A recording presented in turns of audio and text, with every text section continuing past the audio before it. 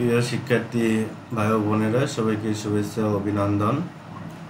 আজকে আমি যে প্যাসেজটি তোমাদের বাংলা অনুবাদ করব তোমাদের জন্য, সেটি হলো নবম দশম শ্রেণীর ইংরেজি প্রথম পত্রের মূল বইয়ের ইউনিট 2 এর লেসন 2। এই প্যাসেজটি হলো ওয়াটার পলিউশন নিয়ে। এর আগের পর্বে আমি একটা পর্বে উপরে এয়ার পলিউশন এটা নিয়ে আলোচনা করেছিলাম। আজকে আমি আলোচনা করব ওয়াটার পলিউশন এটা নিয়ে। তো আশা করি তোমাদের ভালো লাগবে। তো বিশেষ করে যারা এসএসসি পরীক্ষার্থী বা সামনে তোমাদের টেস্ট পরীক্ষা আছে, তো সেখানে আমরা ইংরেজি প্রথম পত্রে ওয়াটার পলিউশন, এয়ার পলিউশন এই ধরনের বা এনভায়রনমেন্টাল পলিউশন, এই ধরনের অনেক প্যারাগ্রাফ আমরা দেখতে পাই যে তোমাদের আসে। তো এই প্যাসেজটা যদি পড়ো তাহলে হয়তো প্যারাগ্রাফের সুবিধা, তোমাদের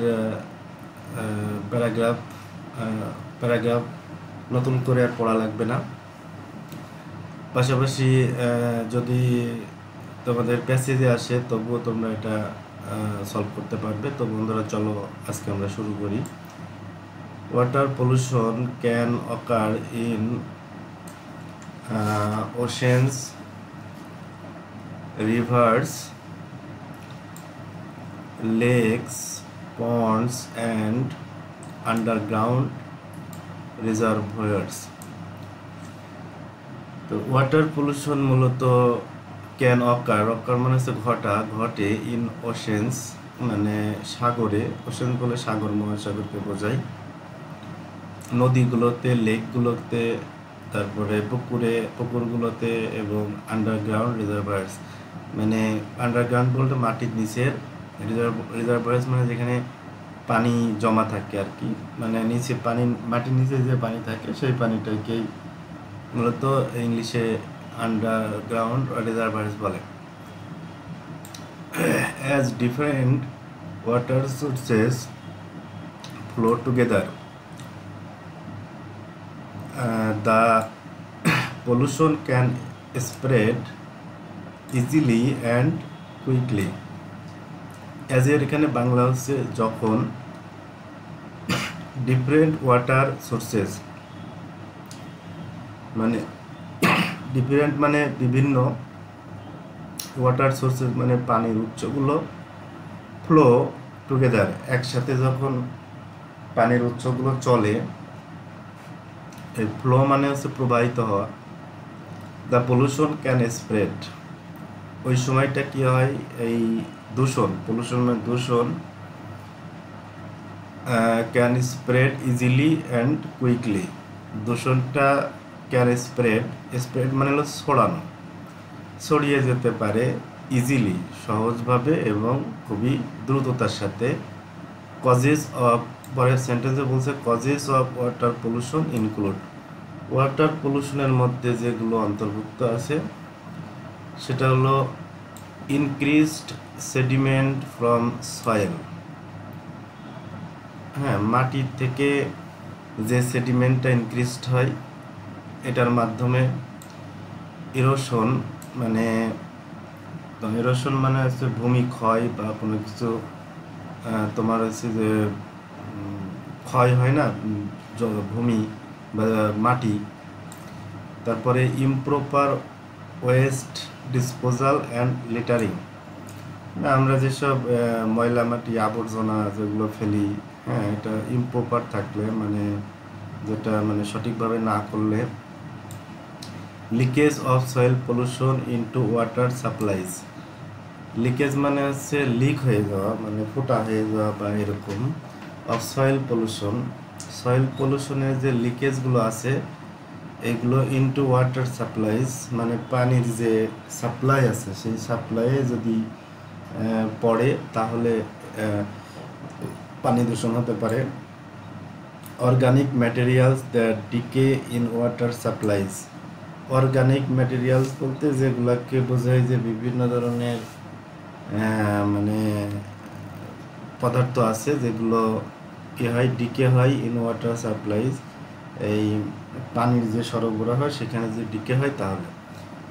এরপর বলছে in fact polluting the land means polluting the water. মূলত এই পলুটিং দ্য ল্যান্ড মানে ভূমি, মানে মাটি দূষণ, এটার অর্থই হলো পলুটিং দ্য ওয়াটার মানে পানি দূষণ। তারপরে মাটি দূষণের সাথে পানি দূষণের একটা সম্পর্ক রয়েছে। Throwing away A toxic substance on the ground near a water sources means it eventually reaches the body of water.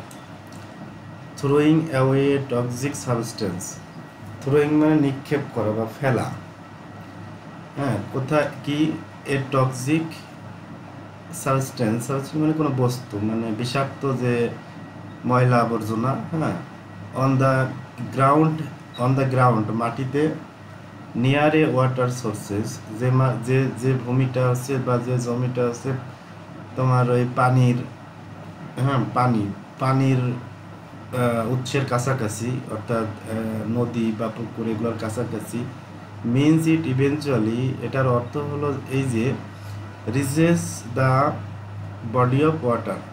তো এগুলো হচ্ছে ওই পানির যে বডি অফ ওয়াটার বলতে পানির বিভিন্ন উৎসকে বোঝাচ্ছে, নদী নালা এগুলাকে, সেখানে পৌঁছে যাবে।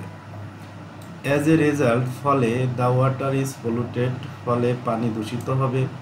Industrial wastage must not be disposed in rivers or lakes, মানে রাসায়নিক ইন্ডাস্ট্রিয়াল ওয়াস্টেজ বলতে শিল্প যে বর্জ্যগুলো আছে সেগুলো অবশ্যই ডিসপোজ করা উচিত নয় ইন রিভার্স অর লেকস, মানে নদী এবং লেকের মধ্যে। ডিসপোজ মানে ফেলে দেওয়া বা ফেলা। We need to be more careful about disposing household wastage too. We need আমাদের প্রয়োজন, টু বি মানে হওয়া, মোর কেয়ারফুল খুবই কেয়ারফুল হতে হবে, অ্যাবাউট ডিসপোজিং হাউসহোল্ড ওয়াস্টেজ মানে আমাদের গৃহস্থলীর যেসব ময়লা আবর্জনা এগুলো ফেলার ক্ষেত্রে আমাদেরকে কেয়ারফুল হওয়া দরকার। Use of pesticides means that when it rains chemicals used in the lawn or garden wash into the water bodies.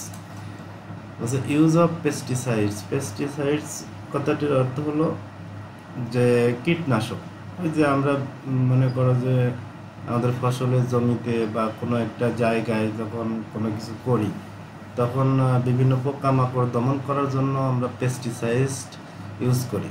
তো এটার অর্থ হলো দ্যাট মানে যে হোয়েন ইট রেইনস যখন বৃষ্টি হয়, কেমিক্যালস ইউজড মানে যে কেমিক্যালগুলো ব্যবহার করা হয় ইন দ্য লন, এই লন কথাটির অর্থ হলো যে আমাদের এই যে বাসা বাড়িতে আমরা যে মানে সৌন্দর্য করার জন্য যেসব ঘাস লাগাই বা ফুল লাগাই, হ্যাঁ অর গার্ডেন অথবা আমাদের যে বাগান, ফুলের বাগান বা এরকম, এগুলো কি হয় wash into the water bodies, এগুলো যখন বৃষ্টি হয় তখন সেগুলো ধুয়ে সেগুলো ওয়াটার বডিতে চলে যায়, মানে পানির পুকুর খাল বিল এগুলোতে চলে যায়। Therefore, we must be aware of the dangers of using pesticides. হ্যাঁ আমাদের আরও দরকার, আমাদের অবশ্যই হতে হবে সচেতন of the dangers of using pesticides, মানে কীটনাশক ব্যবহারের ক্ষেত্রে ব্যবহারের যে মানে ভয়াবহতা সেটা সম্পর্কে আমাদের সচেতন হতে হবে। As they may pollute our rivers, canals and lakes. এই যে এই অ্যাজ বলতে এখানে কিন্তু অ্যাজের অর্থটা হলো কারণ দে বলতে ওই পেস্টিসাইডসগুলো সম্ভবত পলুট আওয়ার রিভার্স দূষিত করবে আমাদের নদী, খালবিল এবং লেকগুলো।